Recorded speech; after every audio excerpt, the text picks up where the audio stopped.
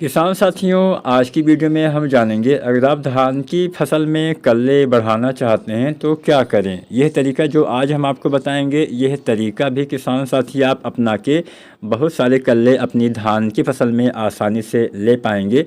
तो आज की पूरी वीडियो किसान साथियों आप देखिएगा, बहुत ही यूजफुल वीडियो आप सभी के लिए होने वाली है। ज़्यादा टाइम हम यहाँ पे नहीं लेते हैं, सीधा जानते हैं क्या करना चाहिए। तो यहाँ पे हम 2-3 तरीके आपको बताएंगे जो आप कल्ले बढ़ाने में प्रयोग कर सकते हैं। तो चलिए पहले तरीके के बारे में जानते हैं। किसान साथियों, कल्ले बढ़ाने से पहले जो पहला तरीका है वो है कि कल्ले कम क्यों आते हैं। मुख्य वजह फास्फोरस की कमी भी हो सकती है। कई बार फास्फोरस की कमी की वजह से भी हमारी फसल में कल्ले कम आते हैं।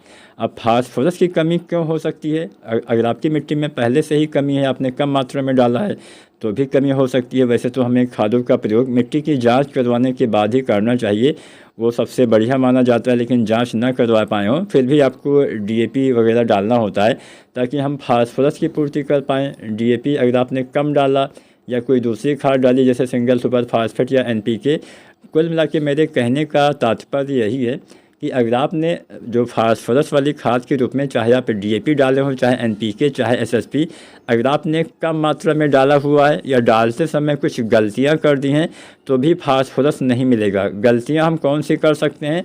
कई बार हम रोपाई के पहले इसका इस्तेमाल नहीं, रोपाई के बाद में डालते हैं, तो ये सबसे बड़ी गलती है। कभी भी फास्फोरस वाली कोई भी खाद अगर आप ऊपर से डालेंगे, जैसे हम यूरिया डालते हैं या दूसरी खाद डालते हैं, उस तरह से डालेंगे तो ये काम नहीं करेगा। इसका इस्तेमाल अंतिम जुताई के समय ही करना सबसे फ़ायदेमंद होता है ताकि ये मिट्टी में अच्छे से मिक्स हो जाए। क्योंकि फास्फोरस एक ऐसा तत्व होता है जो जहाँ पे आप डालेंगे लगभग वहीं पे रह जाता है, ज़्यादा ये ऊपर नीचे होता नहीं है।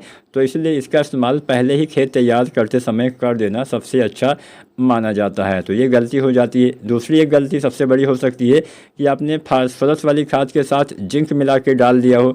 जिंक सल्फेट जो आती है, चाहे 33% वाली हो चाहे 21% वाली हो, अगर आप इसके साथ भी फास्फोरस डालते हैं तो भी फास्फोरस सही से काम नहीं करता है। तो वजह चाहे जो हो, अगर फास्फोरस की कमी रहेगी तो पौधे में जड़ों का विकास नहीं होगा, पौधे का अच्छे से विकास नहीं होगा, कल्ले का फुटाव अच्छे से नहीं होगा। तो अगर आपने कोई गलती की है या फिर फास्फोरस की कम मात्रा डाली हुई है तो एक आसान तरीका मैं आपको बता देता हूं जिससे आप इसकी आसानी से पूर्ति कर पाएंगे। आपको एक घुलनशील एनपीके डालना है जो है एनपीके 12-61-0। 12% नाइट्रोजन, 61% फास्फोरस इसमें पाया जाता है। इसमें पोटास की मात्रा नहीं होती है।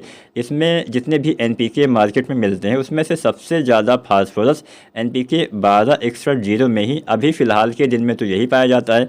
भविष्य में हो सकता है इससे ज़्यादा फार्मूले में भी कोई एनपीके आ जाए। फिलहाल यह एनपीके बाज़ार में आसानी से उपलब्ध है। इसका इस्तेमाल करने से आप फास्फोरस की पूर्ति कर सकते हैं। 1 से 1.5 किलो पर एकड़ के हिसाब से इसका इस्तेमाल अगर आपने कम डाला हुआ है तो लगभग 20-25-30 दिन तक प्रयोग करेंगे तो अच्छा फ़ायदा मिलेगा। तो यहाँ पे पहली चीज़ तो आपने डाल दिया एनपीके 12-61-0। इसके साथ आप एक चीज़ मिला सकते हैं, वो है किसान साथियों, आप मिलाइए इसके साथ जिंक। लेकिन जैसा कि मैंने शुरुआत में आपको बताया कि फास्फोरस के साथ आप जिंक सल्फेट नहीं मिला सकते हैं, तो वो बात एकदम सही है, 100% सही है, नहीं मिला सकते हैं। लेकिन आप चिलेटेड जिंक का इस्तेमाल कर सकते हैं। अगर आप स्प्रे करने वाले हैं एनपीके 12-61-0 का, तो उसके साथ चिलेटेड वाली जो जिंक आती है आप चाहें तो यूज कर सकते हैं या चाहे तो अलग अलग भी इस्तेमाल कर सकते हैं। अगर आप एक साथ डालते हैं तो उसमें सावधानियाँ क्या बरतनी है कि इसको एक साथ इकट्ठा मिला के रखना नहीं होता है, आपको अलग अलग बर्तन में मिलाना है। उसके बाद टंकी में एक साथ डाल के आप चाहें तो स्प्रे कर सकते हैं, तो इससे भी फ़ायदा मिलेगा। जिंक के इस्तेमाल से भी अच्छे से विकास होगा। या फिर आप चाहें तो एक दूसरा तरीका है, उस तरीके से भी आप जिंक की पूर्ति कर सकते हैं जिसमें हम कुल 4 चीज़ों का इस्तेमाल करेंगे। मिट्टी में इसका प्रयोग करना है, इसके इस्तेमाल से भी कल्ले की संख्या काफ़ी अच्छी आएगी। तो पहली चीज़ आपको यूज करना है यूरिया का, यूरिया 30 से 40 किलो। दूसरा चीज़ आपको लेना है सल्फ़र 90% वाला 3 से 4 किलो। तीसरी चीज़ आपको लेना है ह्यूमिक एसिड 98% वाला। औसतन 1 किलो के आसपास, अधिकतम 1.5 किलो भी ले सकते हैं। इसके अलावा आपको लेना है जिंक। यहाँ पे मिट्टी में डालते हैं तो 33% वाला 5 से 7 किलो या 21% वाला 8 से 10 किलो। तो यहाँ पे हमने 4 चीज़ें आपको बताई, यूरिया, जिंक, सल्फ़र और ह्यूमिक एसिड।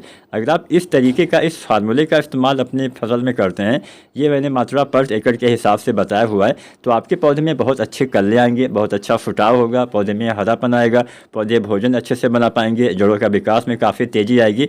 और बहुत ही अच्छा फार्मूला है। बहुत सारे किसान साथी इसका इस्तेमाल करके बहुत सारे कल्ले आसानी से ले सकते हैं।